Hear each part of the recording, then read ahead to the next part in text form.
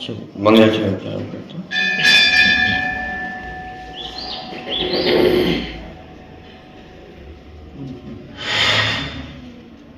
नमो अरिहन्ताणं नमो सिद्धाणं नमो आयर्याणं नमो वज्रायाणं नमो लोये सवसाहुणम्। मंगलम भगवान वीरो मंगलम गौतमो गणी मंगलम कुंद कुंदाद्यो जैन धर्मोस्तु मंगलम सर्वमंगल मांगल्यम सर्वकल्याणकारकम् प्रधानं सर्वधर्माणां जैनं जयतु शासनम्। वन्दितु सर्वसिद्धि ध्रुवमचलमणोऽवं गतिं पते वोच्छामि समय पाहुर वेणुमो सुधि केवली भणिदम्।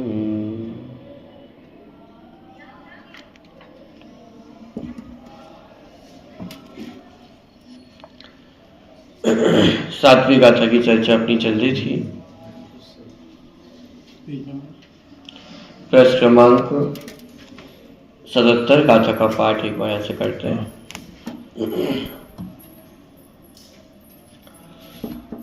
व्यवहारेण वदिष्यति राणेस्य चरितदंसनं राणम् णविराणं न चरितम् णदंसनं जाणवो शुद्धो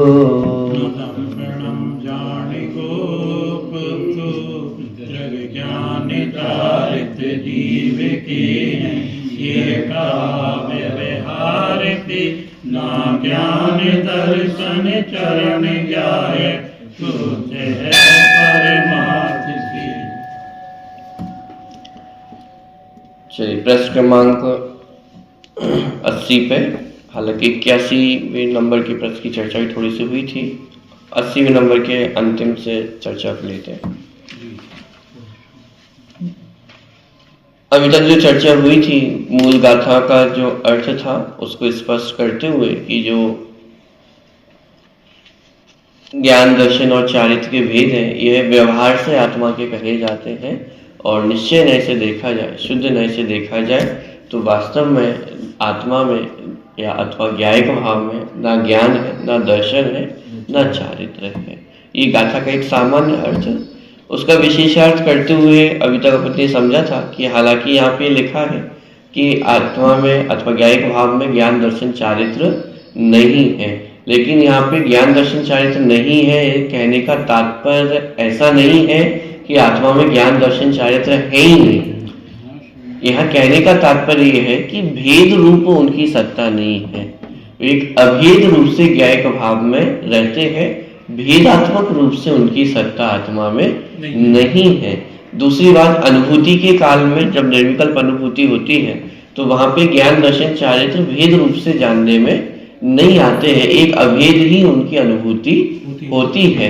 इसलिए यहाँ पे लिखा कि वास्तव में निश्चय से न ज्ञान है, न दर्शन है, न चारित्र है। लेकिन यहाँ पे द्रव्य गुण पर्याय में से गुण और पर्यायों का निषेध नहीं किया जा रहा है, मात्र उन्हें गौण किया जा रहा है कि वास्तव में आत्मा में भेदात्मक रूप से उनकी सत्ता नहीं है। तो इसको लेते हुए बहुत सारी चर्चा अपनी पहले हो चुकी है। थोड़ी सी चर्चा ये भी आई थी कि यदि भेदों को अथवा ज्ञान दर्शन चारित्र को आप आत्मा का नहीं कहते हो तो जो दृष्टि के विषय का प्रसंग खड़ा होता है और उसमें चर्चा आती है कि पर्याय शामिल होती है या नहीं होती है, तो वो चर्चा भी अपन ने यहाँ पे ली थी। और फिर प्रश्न हुआ था वर्तमान पर्याय को दृष्टि के विषय में मिलाना कि नहीं मिलाना। तो समाधान क्या था कि वर्तमान समय की पर्याय तो विषय करने वाली है। किसको विषय करने वाली है? कि ज्ञायक भाव को विषय करने वाली है। तो विषय के दृष्टिकोण से देखें तो जो वर्तमान समय की पर्याय है वो विषय से भिन्न ही रहेगी, दूर ही रहेगी, क्योंकि यदि पर्याय भी विषय में शामिल हो जाएगी तो विषय करने वाला कौन रहेगा? सरल भाषा में कहें तो एक है जानने वाला और एक है जानने में आने वाला। यदि जानने वाला ही जानने में आने वाले में शामिल हो जाएगा तो फिर जानने वाला कौन बचेगा? तो इसलिए कहा कि वर्तमान समय की जो पर्याय है वह दृष्टि के विषय में शामिल नहीं होती, क्योंकि विषय अलग है और विषय करने वाला अलग है। पर्याय विषय करने वाली है और वो ज्ञायक भाव विषयी है। तो इसीलिए वर्तमान समय की जो पर्याय है वह दृष्टि के विषय में शामिल नहीं होती है। यहां से एक प्रश्न मैं लेता हूं, प्रश्न क्रमांक 80 पे। वर्तमान पर्याय को दृष्टि के विषय में मिलाना कि नहीं मिलाना? वर्तमान पर्याय तो भिन्न रहकर द्रव्य की प्रतीति करती है, वह उसमें कैसे मिल सकती है?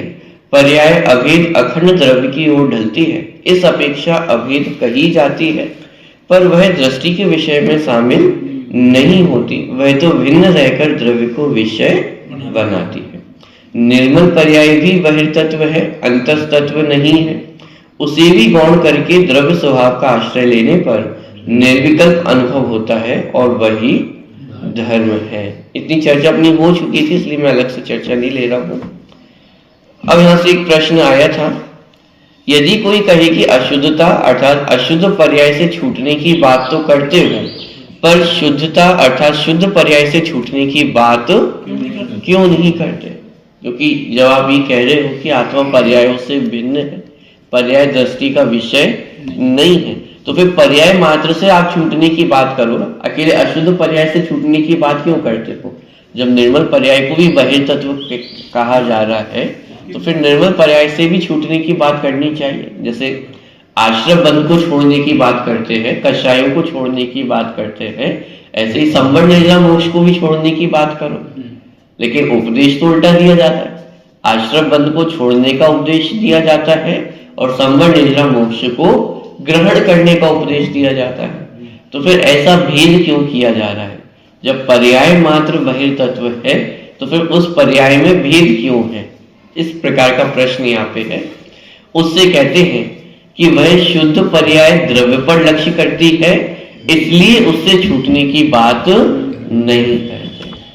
भाई अशुद्ध पर्याय का जो लक्ष्य है, जो उसका दृष्टिकोण है, वो सदा बाही की ओर ही रहता है, इसलिए उससे छूटने की बात की जाती है। लेकिन शुद्ध पर्याय का जो लक्ष्य है वो कहां पर है? कि वो निज स्वभाव ध्रुव ज्ञायक तत्व पर ही रहता है, इसीलिए शुद्ध पर्याय को छोड़ने की बात नहीं की जाती है। ये दोनों के बीच अंतर।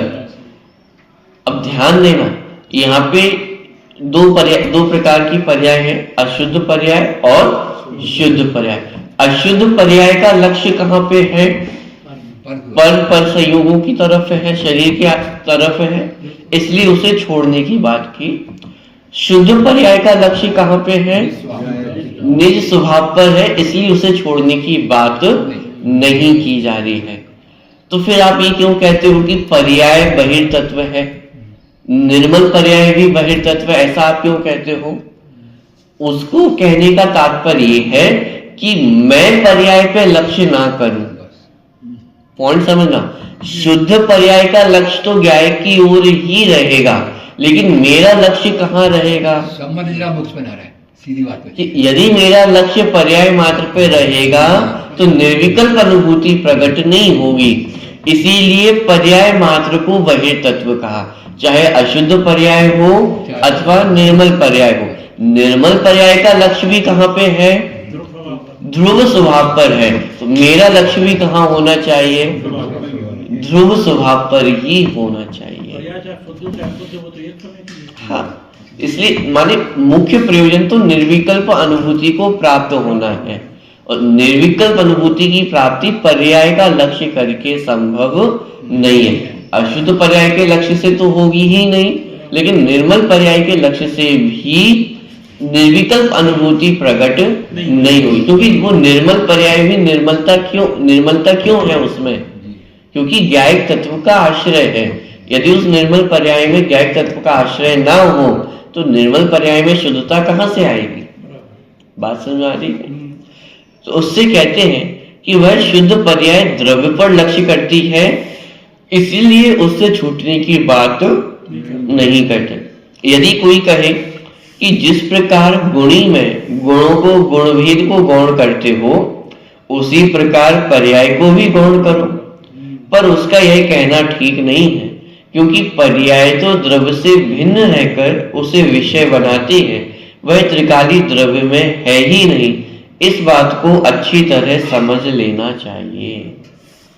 इस पैराग्राफ की भी जो चर्चा है वो अपन ने पहले की थी।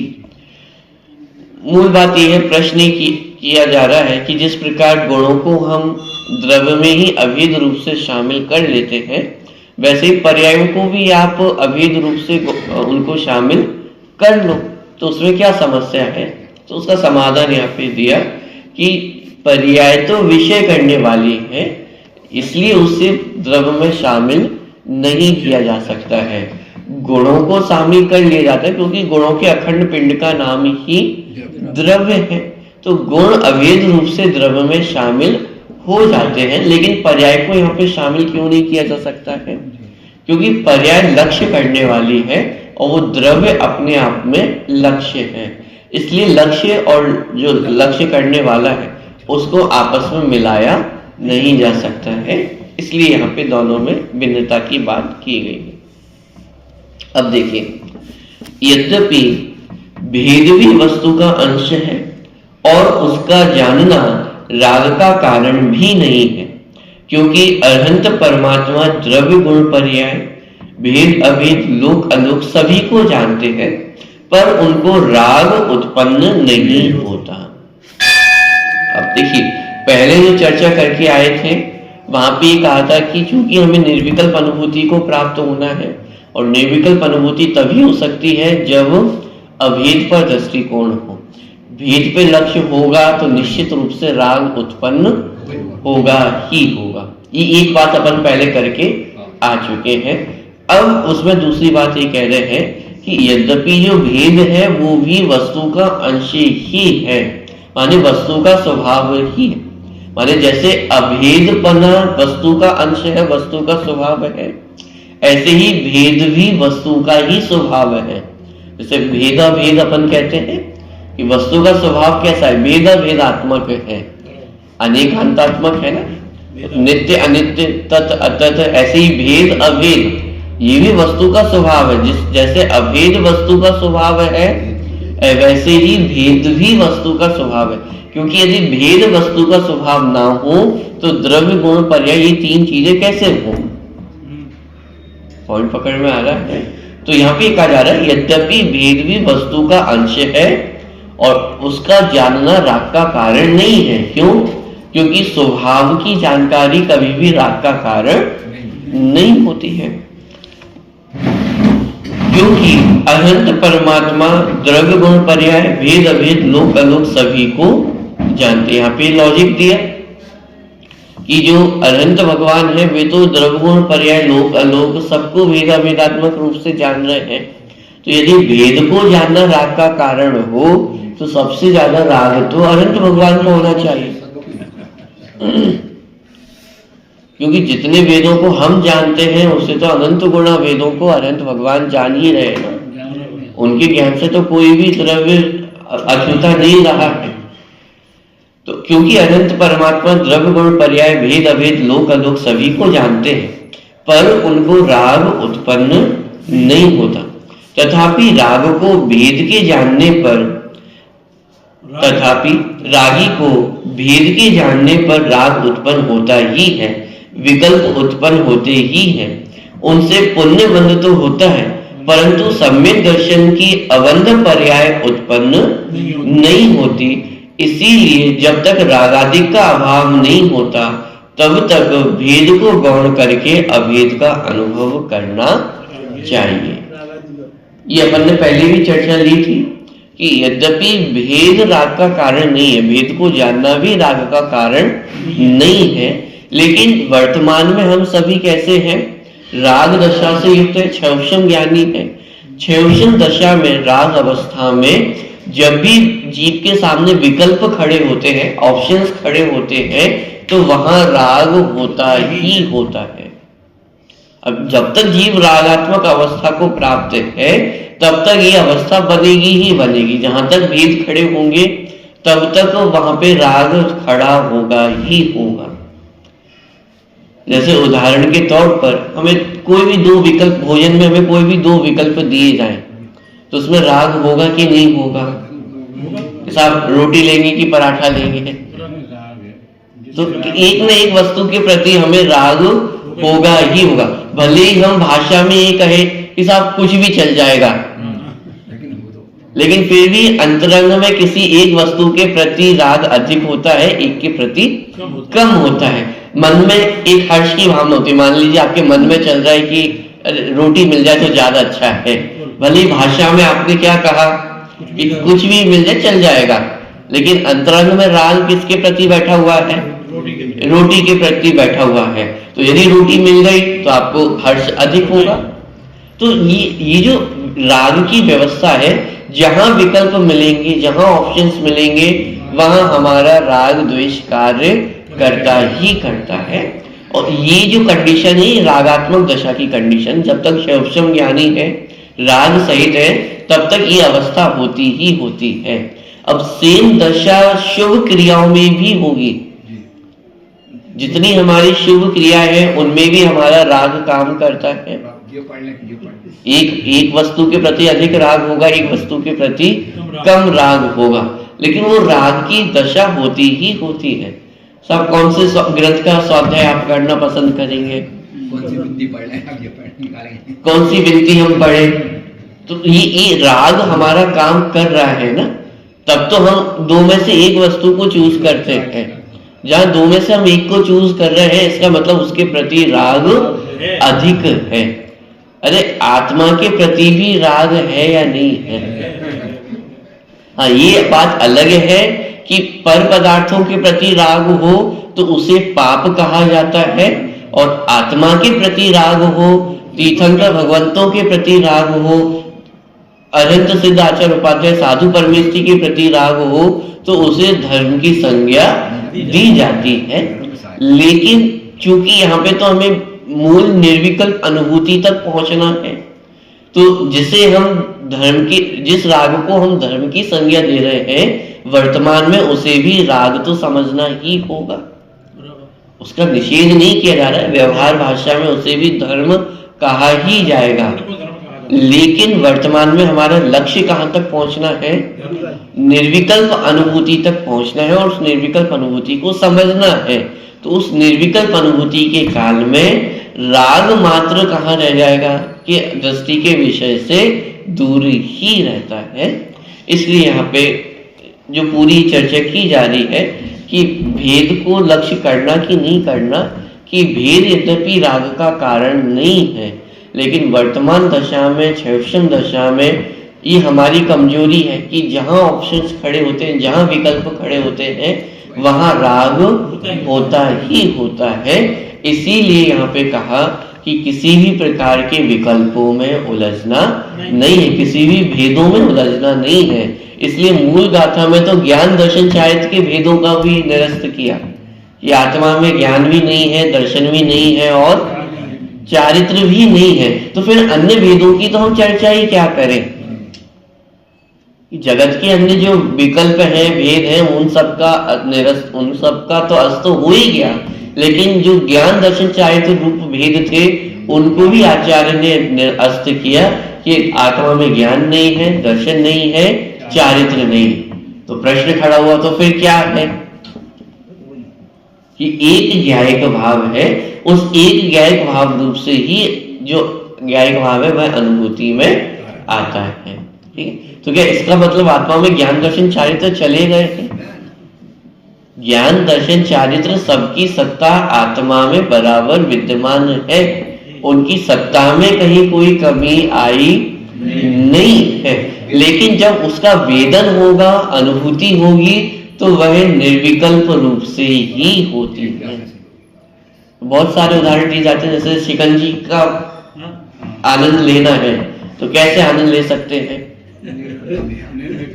जब शिकंजी पीते हैं तो सोच सोच के पीते हैं कि सब अब नींबू का स्वाद लूंगा, अब शक्कर का स्वाद लूंगा, अब नमक का स्वाद लूंगा।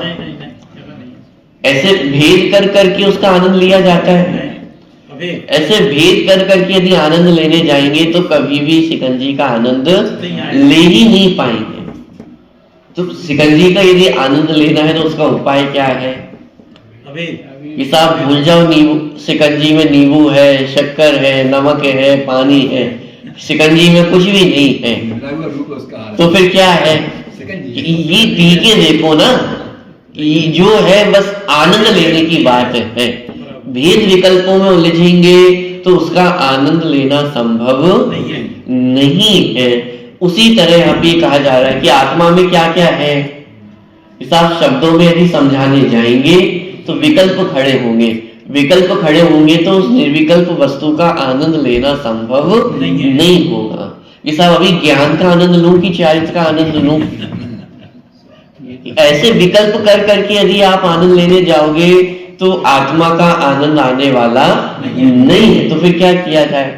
साहब ना आत्मा में ज्ञान है, ना दर्शन है, ना चारित्र है, कि यहाँ पे दृष्टि डालने की आवश्यकता नहीं है। एक ज्ञायक भाव, अनंत गुणों का अखंड पिंड, वो एक ज्ञायक भाव है और वो दृष्टि का विषय है। उसका यदि उसकी तरफ यदि दृष्टि होगी तो आनंद की उत्पत्ति होगी। बात समझ में आ रही है? जैसे एक माता होती है तो उसे अपने बच्चे के होने का आनंद कब होता है? हमेशा होता है। नहीं, सब जब स्कूल में वो 90% लाएगा तभी उसके होने का आनंद होगा। बच्चे ही हमेशा, यदि थोड़े मार्क्स कम आ गए हैं तो भी आनंद बेटा। सोते जागते किसी भी समय उस माता को अपने बच्चे के होने का आनंद कब है और कब नहीं है? वो सदा है। भेद करने जाएंगे तो आनंद नहीं बचेगा कि साहब जब 90 मार्क्स आएंगे तभी मैं आनंद लूंगी, तभी मैं प्रेम करूंगी। ऐसा तो नहीं है ना कि उस अपने बच्चे के प्रति जो पुत्रत्व का भाव है, अपने बच्चे के प्रति जो प्रेम का भाव है, वो सदा विद्यमान रहता है, वो कभी जाता नहीं है। तो वो आनंद कैसा है कि वो अभेद आनंद है। सोच सोच के आनंद किया जाता हो, विकल्प कर करके आनंद लिया जाता हो। ऐसा वो बच्चा पढ़ने में होशियार हो गया, अब मैं आनंद करूंगी। अब बच्चे थोड़ा संस्कारी हो गया है, अब मैं आनंद करूंगी। ऐसे आनंद नहीं होता। एक निर्विकल्प अनुभूति, एक निर्विकल्प आनंद, और उस आनंद की जो अनुभूति है वो सदा काल विद्यमान रहती है। हंसते जागते सोते बैठते कुछ भी हो, लेकिन वो जो आनंद की अनुभूति है, होने का जो आनंद है, वो कब है? सदा काल है। तो उसका नाम है निर्विकल्प अनुभूति। करोड़पति है कोई तो उसको अपने करोड़ रुपयों का आनंद कब कब आता है? या उस आनंद करने के लिए उसे सोचना पड़ता है कि साहब यहाँ पे मेरे इतने रुपए रखे हुए, इतनी प्रॉपर्टी है, इतना ये है, इतने सोने चांदी है, इतना वो है। ऐसे सोच सोच करके आनंद लेता है, या पूरी संपत्ति का एक अभेद आनंद होता है। सोच सोच के करे तो समस्या खड़ी हो जाए। 10 समस्या चली ना, प्रॉपर्टी को लेकर के समस्या चल रही है, रुपयों को देके तो उससे उधार लेना है, उससे कर्जा ले रखा है, वो तो दुनिया भर की झंझटे है। लेकिन जब आनंद लेना होता है तो सब झंझटों से पार एक अभेद आनंद होता है। जहां विकल्प खड़े होंगे वहां आनंद निश्चित रूप से नहीं होगा। आनंद यदि होगा तो वहां पे अभेद अनुभूति आवश्यक है। ऐसे ही यहाँ पे कहा जा रहा है कि आत्मा में ज्ञान दर्शन चारित्र है या नहीं है। साहब घबराने की आवश्यकता नहीं है, आत्मा से ज्ञान दर्शन चारित्र कहीं बाहर नहीं गए हैं। लेकिन यदि आत्मा का आनंद लेना है तो फिर ज्ञान दर्शन चारित्र के विकल्पों को भी छोड़ना होगा, उनको गौण करना होगा और एक अभेद ज्ञायक तत्व का ही अनुभव करना होगा। इसलिए मूल गाथा में भी लिखा कि ज्ञान दर्शन चारित्र ये सब व्यवहार के विकल्प है, निश्चय नय से तो ना आत्मा में ज्ञान है, ना दर्शन है और ना चारित्र है। क्यों नहीं है? क्योंकि उस तरफ हमें दृष्टि नहीं करनी है। दृष्टि कहाँ पे करनी है? एक अभेद ज्ञात पर ही दृष्टि करनी है। ठीक है, प्रश्न क्रमांक 81 बीच का पैराग्राफ है, अंतिम पंक्ति में पढ़ रहा हूं। इसीलिए जब तक रागादिक का अभाव नहीं होता तब तक भेद को गौण करके अभेद का अनुभव करना चाहिए। ये कंडीशनल है। क्यों? वर्तमान में हमारे पास केवल ज्ञान नहीं है। केवल ज्ञान होता तो सारी वस्तुओं को हम एक समान रूप से जान सकते थे, लेकिन वर्तमान में हमारा ज्ञान कौन सा है? क्षयोक्षम ज्ञान है। एक तो क्षयोक्षम ज्ञान है प्लस राग सहित है। अब जब ये जो दो कंडीशन साथ में बन रही है तो उसमें क्या होता है कि जहां भी हमारे पास दो ऑप्शन खड़े होंगे वहां ऑटोमेटिक राग अपना काम करना प्रारंभ कर देता है। अब ये हमारी समस्या है। क्या समस्या है? कि सबसे पहले तो क्षयोक्षम ज्ञान है और प्लस राग साथ में है। 12वें गुण स्थान में क्षयोक्षम ज्ञान है लेकिन राग साथ में नहीं है। लेकिन उससे पहले की दशा में क्षयोक्षम ज्ञान भी है और राग भी है। अब ये जो दो कंडीशन मिल रही है उसके कारण क्या होता है कि जहां भी हमारे सामने ऑप्शंस खड़े होते हैं, विकल्प खड़े होते हैं, वहां हमारा राग अपने आप काम करना शुरू कर देता है। कोई भी दो विकल्प खड़े होंगे वहां राग अपना काम करेगा ही करेगा। और ये जो कंडीशन है कहां तक लेकर के जा रहे हैं?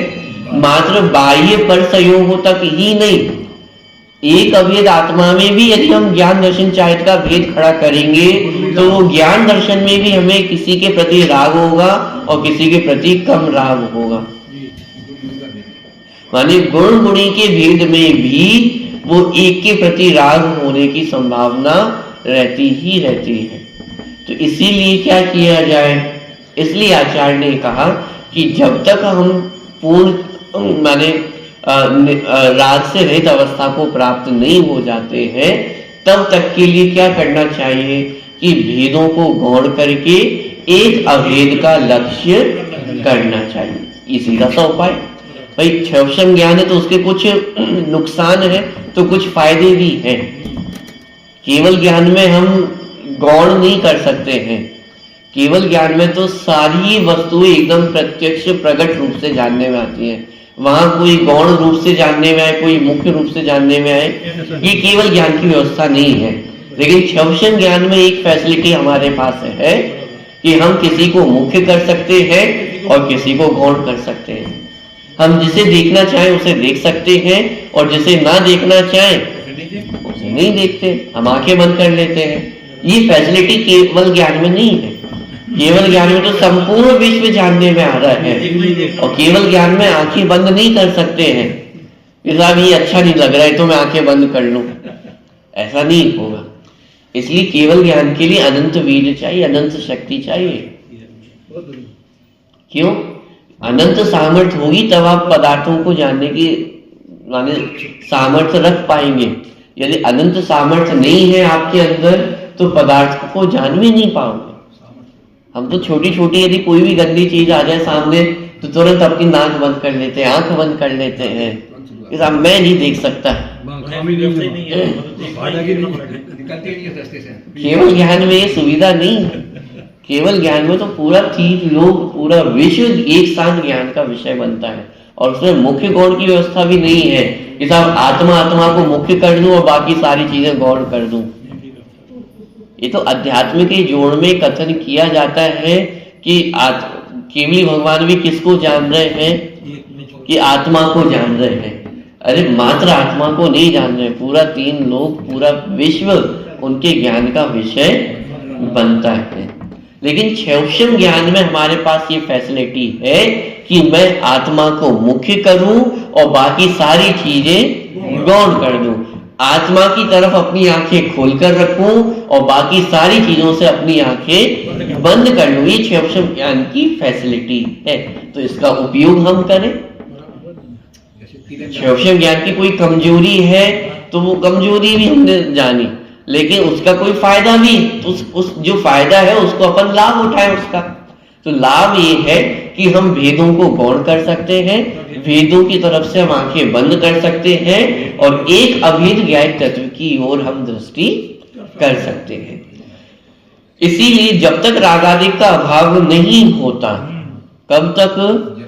जब तक रागादिक का अभाव नहीं होता तब तक भेद को गौण करके अभेद का अनुभव करना चाहिए। गुणी में गुण नहीं है यह बात नहीं है, पर भेद को गौण करके अभेद का लक्ष्य कराना मूल प्रयोजन है। प्रयोजन मात्र हमारा इतना है कि अभेद का लक्ष्य हो। भेदों को हमारे भेदों का भेद वस्तु में है ही नहीं, इस बात का निषेध नहीं किया जा रहा है, लेकिन उन्हें गौण कराया जा रहा है। ठीक, यहाँ एक प्रश्न संभव है कि स्वामी जी के उक्त कथन में जहां एक और निर्मल पर्याय को भी गौण करके द्रव्य स्वभाव का आश्रय लेने की बात कही है, वहीं दूसरी ओर उसे गुणभेद के समान गौण करने को अनुचित भी बताया गया है। इसका कारण क्या है? निर्मल पर्याय का सर्वथा निषेध न हो जाए इस अर्थ में गौण करके कहा गया है और वह गुणों के समान दृष्टि के विषय में शामिल न हो जाए, इसलिए निषेध किया गया है। दो बातें हैं, एक तरफ तो गौण करने को भी कहा जा रहा है और दूसरी तरफ ये भी कहा जा रहा है कि वह दृष्टि के विषय में बिल्कुल भी शामिल नहीं है। तो ये दो अलग अलग कथन क्यों हो रहे हैं? पर्याय को लेकर की बात है। तीन चीजें हैं, द्रव्य, गुण और पर्याय। अब दृष्टि के विषय में कितनी चीजें शामिल होंगी? द्रव्य, गुण, पर्याय में से दृष्टि का विषय में कौन आएगा? द्रव्य आ गया। तो द्रव्य के संदर्भ में तो कोई प्रश्न है ही नहीं, कोई हुआ हो है ही नहीं। अब बचे गुण और पर्याय। उसमें भी जो गुण है, जब उनको अभेद रूप से देखा जाता है तो वो द्रव्य में ही शामिल हो जाते हैं। तो इस रूप में देखा जाए तो गुण भी दृष्टि के विषय में शामिल हो गए, भेद रूप से नहीं, अभेद रूप से गुण भी दृष्टि के विषय में शामिल हो गए हैं। अब प्रश्न खड़ा हुआ पर्याय को लेकर के, साहब पर्याय दृष्टि के विषय में शामिल करें कि नहीं करें? तो एक उपाय तो समझ में ही आया कि जैसे गुणों को हमने अभेद लेकर के द्रव्य में शामिल कर लिया, ऐसे ही पर्यायों को भी आप अभेद रूप से दृष्टि के विषय में शामिल कर ले। तो लेकिन वहां पे समस्या खड़ी हुई कि साहब यदि पर्याय भी शामिल हो जाएगी तो लक्ष्य करने वाला कौन बचेगा? भाई है तो तीन चीजें, द्रव्य, गुण और पर्याय। जब हमने कह दिया कि द्रव्य गुण को तो जानना है, तो जानने वाला कौन बचा? पर्याय ही तो बची है। अब पर्याय को भी यदि इसमें मिला देंगे तो फिर जानने वाला कौन बचेगा? तो इसलिए कहा कि नहीं, गुणों को द्रव्य में शामिल कर लिया है, लेकिन पर्याय को हम द्रव्य में शामिल नहीं कर सकते हैं। क्यों? क्योंकि पर्याय जानने वाली है। फिर लेकिन दूसरा प्रश्न खड़ा हुआ, तो क्या इसका मतलब ये है कि वह पर्याय द्रव्य का अंश नहीं है? ये पर्याय कोई अलग तीसरी वस्तु है क्या? कि कोई ऐसा ना समझे, इसलिए कहा कि पर्याय भेद को गौण किया गया है। फिर वहां पे गौणता की बात ली कि पर्याय सर्वथा आत्मा से भिन्न नहीं है, उस पर्याय भेद को गौण किया गया है। बात समझ में आ रही है? तो इस प्रकार से दृष्टि के विषय की पूरी बातें हैं। मैं दोबारा ये पैराग्राफ पढ़ रहा हूं तो अभी चर्चा आपको ख्याल में आएगी। यहाँ एक प्रश्न संभव है कि स्वामी जी के उक्त कथन में जहां एक और निर्मल पर्याय को भी गौण करके द्रव्य स्वभाव का आश्रय लेने की बात कही है, वहीं दूसरी ओर उसे गुण भेद के समान गौण करने को अनुचित भी बताया गया है। इसका क्या कारण है? एक तरफ तो गौण करने की बात आप कह रहे हो, जो ऊपर का पैराग्राफ अपन ने पढ़ा कि जहां पर्याय मात्र को भी गौण किया गया है, पर्याय भेद को भी गौण किया, और दूसरी तरफ गुणों जैसा गौण करना उसका निषेध किया जा रहा है। उसका समाधान, निर्मल पर्याय का सर्वथा निषेध ना हो जाए। सर्वथा निषेध ना हो जाए मतलब कि साहब पर्याय द्रव्य में है ही नहीं, कोई यदि ऐसा निषेध करने लग जाए तो उसको कहा निर्मल पर्याय का सर्वथा निषेध ना हो जाए, इस अर्थ में गौण करके कहा गया है। वह गुणों के समान दृष्टि के विषय में शामिल ना हो जाए इसलिए निषेध भी किया गया है। ठीक है, दृष्टि के विषय में शामिल ना हो इसलिए निषेध किया है, लेकिन द्रव्य की सत्ता से यदि कोई बाहर समझने लग जाए तो फिर कहा कि वो पर्याय को भी गौण करके समझना। ये सारे कथन प्रयोजन मात्र कथन है। सब पर्याय द्रव्य में है या नहीं है, ये उसका उत्तर प्रयोजन परक उत्तर होगा। जब हम निर्विकल्प अनुभूति की बात कर रहे हैं तब पर्याय को गौण करके कहा जाएगा कि वह दृष्टि के विषय में शामिल नहीं है, इसलिए इस भाषा में भी कहा जाएगा कि वह द्रव्य में शामिल नहीं है। लेकिन यदि किसी को टेक्निकल रूप से देखा जाए, वस्तु व्यवस्था के एंगल से देखा जाए कि साहब क्या पर्याय द्रव्य से बाहर रहती है, साहब ऐसा नहीं, वो पर्याय द्रव्य में ही शामिल है, द्रव्य का ही अंश है, द्रव्य से बाहर नहीं है। लेकिन हमें लक्ष्य किसका करना है कि लक्ष्य हमें द्रव्य का करना है और पर्यायों को गौण करना है। जैसे अपन ने उदाहरण देखा था कि हीरे का उदाहरण अपन ने देखा था, सब वो हीरा नाली में गिर गया है, तो पर्याय अभी वर्तमान में कैसी दिखाई दे रही है, गंदी दिखाई दे रही है, अशुद्ध दिखाई दे रही है। लेकिन हम लक्ष्य किस पे करते हैं कि द्रव्य पे लक्ष्य रहता है। भले ही वो हीरा नाली में गिरा हुआ है, बाहर में अशुद्ध होता हुआ दिखाई दे रहा है, लेकिन प्रश्न ये है कि वो हीरा कितना अशुद्ध हुआ। अरे अशुद्ध तो हो गया ना, नाली में आपकी कोई वस्तु गिरी,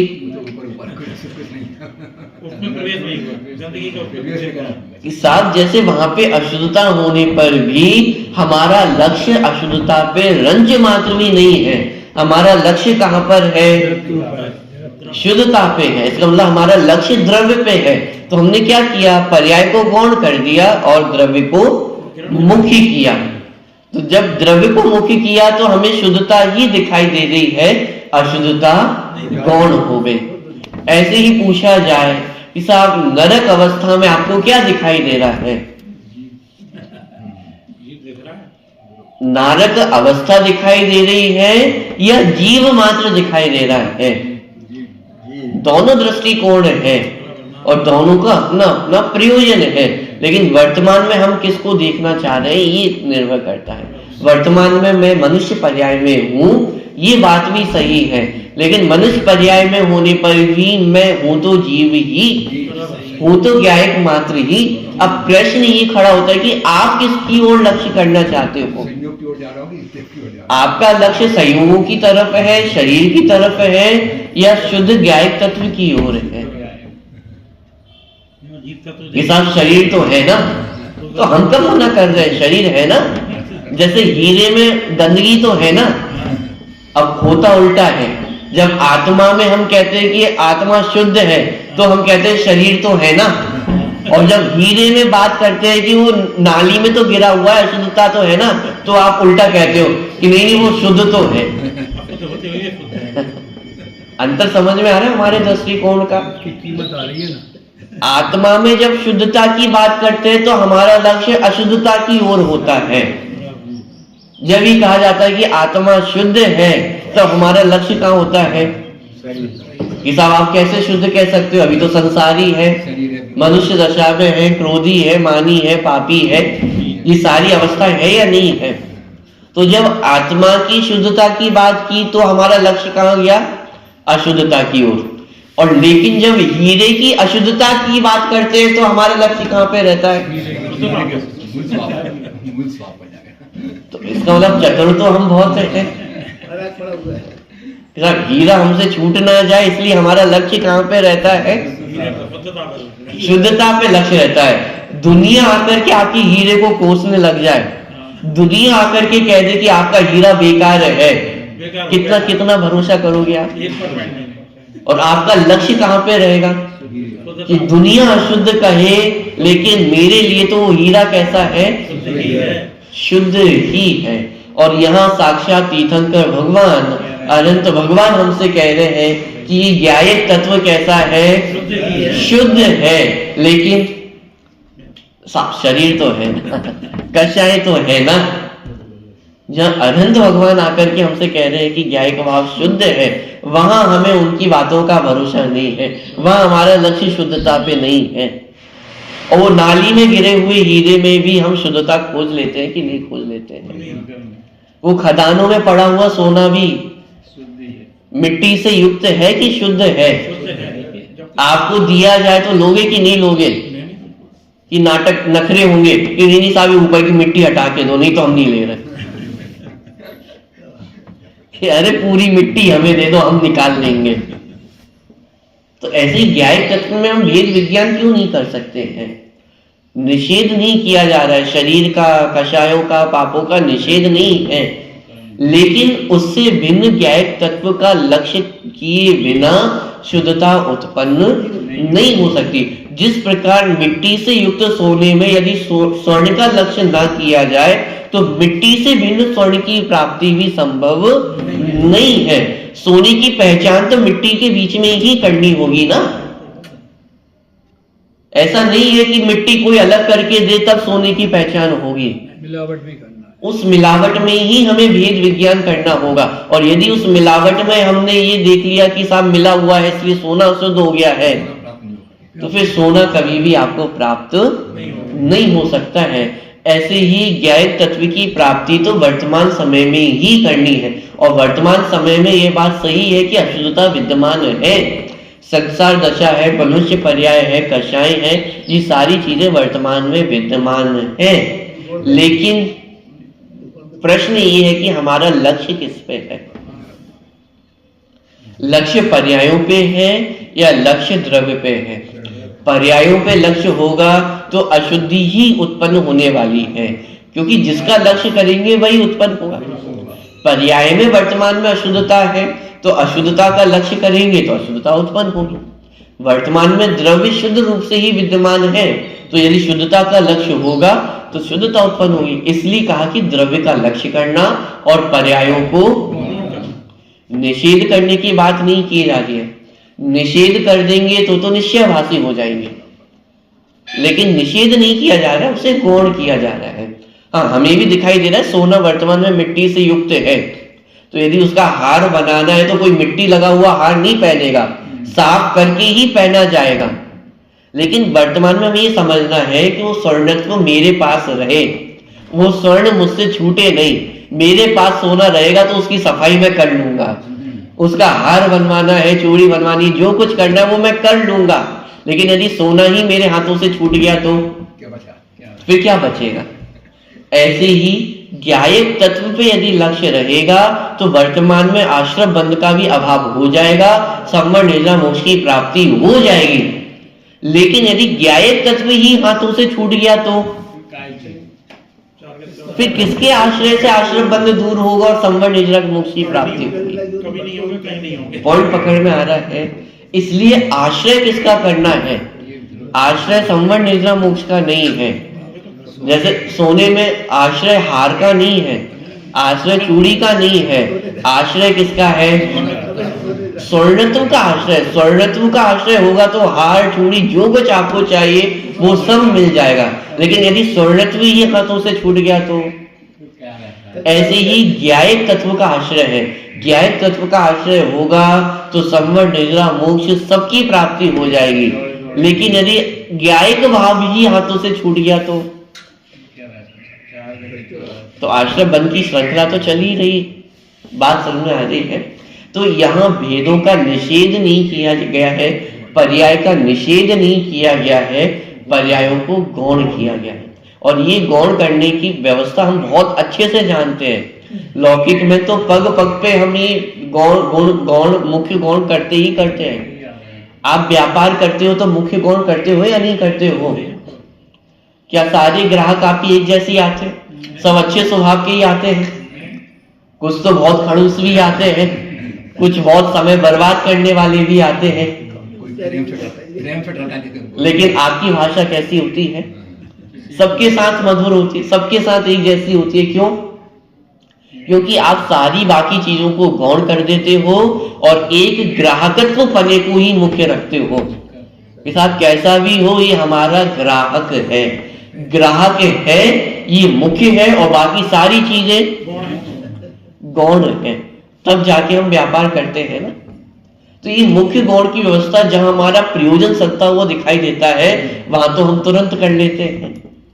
अब दिक्कत ये है कि अपने ज्ञायिक भाव में ही हमारा एकत्व नहीं है, इसलिए जब वहां पे हम भेद विज्ञान करने की बात करते हैं तो फिर दूसरी चीजें खड़ी हो जाती हैं। जब हम ये कहते हैं कि अरे तुम भी शुद्ध ज्ञायक तत्व हो, तो तुरंत हमें शरीर दिखाई देने लगता है, तुरंत हमें कषाय दिखाई देने लगती है, तुरंत हमें मिथ्यात्व दिखाई देने लगता है। इसका मतलब ये है कि अभी हमें प्रतीति ही नहीं है कि मैं ज्ञायक तत्व हूं। जैसे रुपए पैसे में हमारी प्रतीति है ना, ये मेरा है, तो जहां मेरा है वहां पे आप दुनिया के सारे भेद विज्ञान कर लोगे। लेकिन यदि हमें अपने प्रति ही एकत्व की भावना नहीं, अपने प्रति प्रीति नहीं है, तो हम बस यही भेद विज्ञान करने से चूक जाते हैं। हर जगह हम अपने रिश्तों में भेद विज्ञान करते हैं या नहीं करते हैं? माता अपने पुत्र में भेद विज्ञान करती है या नहीं करती है? भले ही कम अंक आए अथवा ज्यादा अंक आए, है तो पर्याय ना, लेकिन मेरा बेटा तो राजा बेटा है या नहीं है? तो ये क्या है, हमने भेद विज्ञान किया या नहीं किया? तो ये भेद विज्ञान जब हम दुनियादारी में कर सकते हैं और बड़ी निपुणता के साथ कर सकते हैं, कोई कमजोर नहीं है, सब चतुर हैं बाहर भेद विज्ञान करने में। तो जब बाहर भेद विज्ञान करने में हम इतने चतुर हो सकते हैं, तो जहां हमें सच्चे सुख की प्राप्ति होगी उस स्थान में हम भोले क्यों बन जाते हैं? साहब हमें नहीं पता, आप जैसा बता दो हम वैसा समझ लेंगे। कि अरे जैसा बता दे वैसा नहीं समझना है, आप परीक्षा करो ना, आप अपने ऊपर प्रैक्टिकल करो ना, किसने मना किया है? जैसे हम बाहर में परीक्षा कर करके करते हैं, भेद विज्ञान करते हैं, उसी निपुणता के साथ अंतरंग में एक बार भेद विज्ञान करो, तो एक बार उस शुद्ध ज्ञायक तत्व की ओर लक्ष्य करो। तो जब शुद्ध ज्ञायक तत्व की ओर लक्ष्य होगा तो बाहर के सारे भेद अपने आप गौणता को प्राप्त हो जाएंगे। बात सुन रही है? तो ये जो पूरा प्रकरण चल रहा है प्रयोजन परक प्रकरण है। प्रयोजन क्या है? अपने आप को जानना है, निर्विकल्प अनुभूति को प्राप्त होना है। क्यों होना है? सच्चे सुख की प्राप्ति, क्योंकि हमें सुखी होना है। सुखी होने का उपाय ये है, सिर्फ पढ़ने के लिए नहीं पढ़ रहे हैं, हमारा प्रयोजन सुखी होना है और सुखी होने का उपाय, सच्चा उपाय ये है। अब सुखी होना हो तो निर्विकल्प अनुभूति को प्राप्त होना होगा, निर्विकल्प अनुभूति को प्राप्त होना है तो उसके लिए भेदों को गौण करना होगा, पर्यायों को गौण करना होगा और एक द्रव्य का लक्ष्य करना है। प्रक्रिया बहुत सरल है और हम सबको ऑलरेडी आती है, बस जब धर्म के शब्द उसमें जुड़ जाते हैं तो हम भोले बन जाते हैं कि साहब कैसे होगा, क्या करेंगे। जो चतुराई हम बाहर दिखाते हैं बस उतनी ही चतुराई यहाँ पे दिखाने की आवश्यकता है। जो प्रतीति हमें रुपए पैसों के प्रति है, जो प्रतीति हमें बाहर रिश्तों के प्रति है, जो एकत्व की भावना, जो अपनत्व की भावना बाहर है, वो अपनत्व की भावना यदि अपनी ओर आए तो ये सारा भेद विज्ञान करना बहुत सरल है, बिल्कुल भी कठिन नहीं है। अरे यदि ये कठिन होता तो शिवभूति मुनिराज को ये भेद विज्ञान कैसे होता? यदि ये कठिन होता तो शेर की जीव को भेद विज्ञान कैसे होता? यदि ये कठिन होता तो अंजन चोर को भेद विज्ञान कैसे होता? जब अंजन चोर जैसे सप्तव्यस्ती जीव को, शेर जैसे क्रूर प्राणी को, शिवभूति मुनिराज जैसे कम क्षोभम ज्ञानी को भी भेद विज्ञान हो सकता है, तो फिर हम और आपको भेद विज्ञान क्यों नहीं हो सकता है?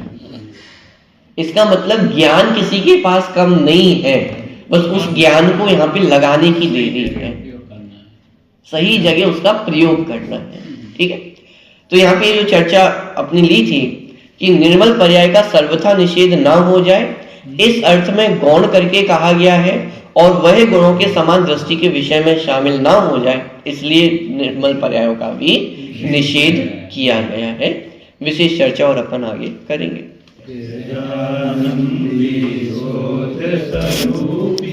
अविनाशी में आत्मस्वरूप सहजानंदी स्रोत स्वरूपी, अविनाशी में आत्मस्वरूप सहजानंदी स्रोत स्वरूपी अविनाशी में आत्मस्वरूप। स्तुति नंबर 17 पेज नंबर 25। निज धर्म पर चलना सिखाती रोज जिन वाणी, सदा शुभ आचरण करना सिखाती रोज जिन वाणी। 84 लाख योनि में भटक नर जन्म पाया है, निज निज भूल नहीं पावे, सिखाती रोज जिन वाणी। ग्रहण करना नहीं करना कि क्या निज क्या पढ़ाया है, वेद विज्ञान इसका भी कराती रोज जिन वाणी। जनिक निर्धन सुजन दुर्जन की ज्ञानी या अज्ञानी हो, वेद तज मार्ग सुखकारी, सिखाती रोज जिन्हें। संसार सागर से उतर भव पार जाना है, उन्हें सुख के किनारे पर लगाती रोज जिन वाणी। सत्य सुख सार पाइस में पथिक जन पार जाते हैं, शरण सेवक कही यही तेरी, हितान हाल जिन वाणी। हमें संसार सागर में रुलाते कर्म है आठों, करें किस भांति का सिखाती रोज जिन वाणी।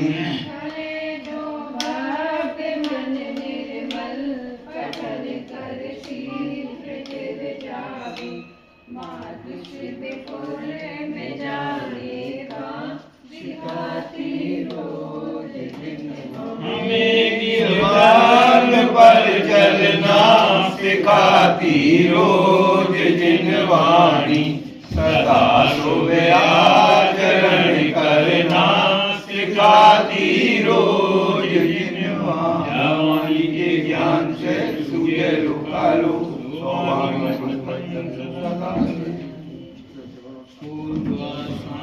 वाणी माता की जय।